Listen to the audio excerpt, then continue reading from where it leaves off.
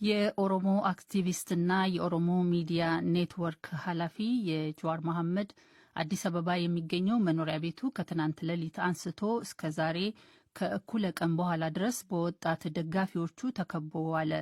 ወጣቶቹ በአካባቢው የተሰበሰቡት ጀዋር በመኖሪያ አካባቢው በርካታ የመንግስት ታጣቂዎች እየተሰማሩ እንደሆነ በማህበራዊ መገናኛ ዘዴዎች ትናንት ሌሊት መልእክት ካስተላለፈ በኋላ ነበረ።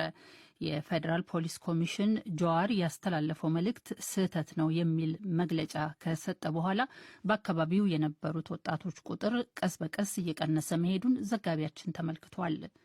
የኢትዮጵያ መንግስት የጸጥታ ኃይሎች የኦሮሞ አክቲቪስትና የኦሮሚያ ሚዲያ ኔትወርክ ቴሌቪዥን ኦኤምኤን ጣቢያ ዋና ኃላፊ ጀዋር መሐመድን መኖሪያ ቤት አካባቢ ተሰማርተዋል መባሉ ከተሰማ በኋላ ሰልፎች ከተካሄዱባቸው ከተሞች በአንዳንዶቹ የሰዎች ሕይወት ማለፉ ተነግሯል። በሐረር በተካሄደው የተቃውሞ ሰልፍ ቢያንስ 2 ሰዎች መገደላቸው፣ በአዳማም በተካሄደ ተመሳሳይ ሰልፍ የ2 ሰዎች ሕይወት ማለፉና በርካቶች መቁሰላቸው እንዲሁም ንብረት መውደሙን የዓይን ምስክሮች ለዶይቼ ቬለ ተናግረዋል።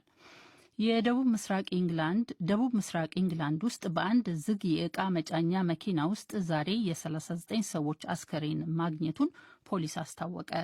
አስከሬኖቹ የተገኙበት ከባድ መኪና ከቡልጋሪያ ነው የመጣው ተብሏል። ዜናው በዝርዝር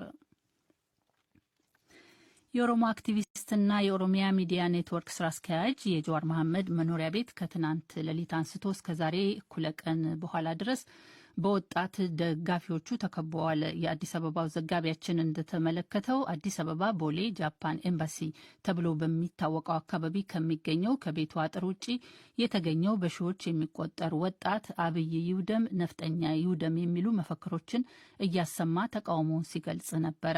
ወጣቶቹ ወደ ጀዋር መኖሪያ አካባቢ መሄድ የጀመሩት በመኖሪያ አካባቢው በርካታ የመንግስት ታጣቂዎች እየተሰማሩ እንደሆነ ጀዋር ትናንት ሌሊት በማህበራዊ መገናኛ ዘዴዎች መልእክት ካስተላለፈ በኋላ እንደነበረ ተዘግቧል።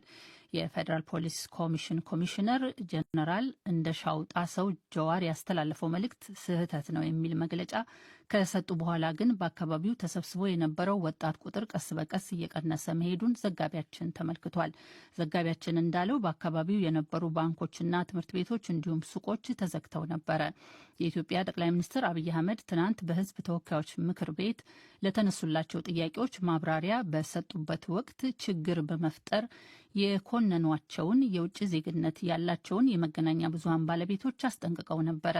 የአሜሪካን ፓስፖርት እንዳለው የተነገረው የጀዋር ጠባቂዎች ትናንት ሌሊት በኃይል ከአካባቢው እንዲለቁ በጸጥታ አስከባሪዎች ሲገደዱ ማየታቸውን የዓይን እማኞች እንደተናገሩ ሮይተርስ ዘግቧል።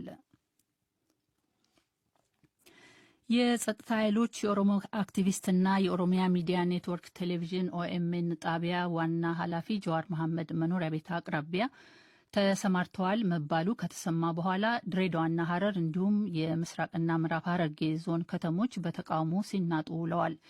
የዶይቼ ቬለ ዲደብሊው የድሬዳዋ ወኪል መሳይ ተክሉ እንደዘገበው ድርጊቱን በመቃወም መንገድ በመዝጋትና ጎማዎች በማቃጠል ተቃውሞ ከተደረገባቸው ከተሞች አንዷ በሆነችው ድሬዳዋ በየደረጃው ያሉ ትምህርት ቤቶች ዝግ ሆነው ውለዋል። ወላጆች ትምህርት ቤት የሄዱ ልጆቻቸውን ከየትምህርት ቤቶቹ ወደ ቤት መልሰዋል።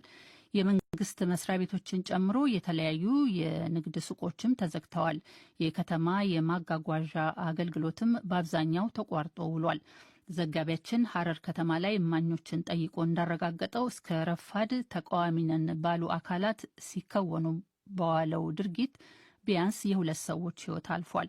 ጸጥታውም አልተረጋጋም። በሐረሩ የተቃውሞ ሰልፍ ላይ ከአጎራባች የምስራቅ ሐረርጌ ወረዳዎች ወደ ከተማዋ የመጡ ወጣቶች ጭምር የጥቃቱ ሰለባ መሆናቸውን አንዲት የዓይን እማኝ አስረድተዋል። ልጆች ሰልፍ ወጥተው ተሰልፈው እየሄዱ ነበረ። በኮምቦልቻ ወረዳ በኩል የገቡት ተመተዋል። ከፈዲስ ወረዳ በኩል የመጡትም ተመተዋል። 3 ሰዎች ሞተዋል። በአጠቃላይ በኦፕሬሽን ውስጥ ያሉና በአይናችን ያየናቸው ወጣት ወንዶችና ሴቶች 50 ይሆናሉ። አሁን እንግዲህ ወጣቶቹን አንድ በአንድ ለመያዝ እየሞከሩ ነው። ወደ እስር ቤት ያስገቧቸውም አሉ። ጉዳት ደርሶባቸው አሁንም ወደ ሐኪም ቤት እየመጡ ያሉ አሉ። በዱላ እየደበደቧቸው ነው። የቦምብ ውርወራም ነበር።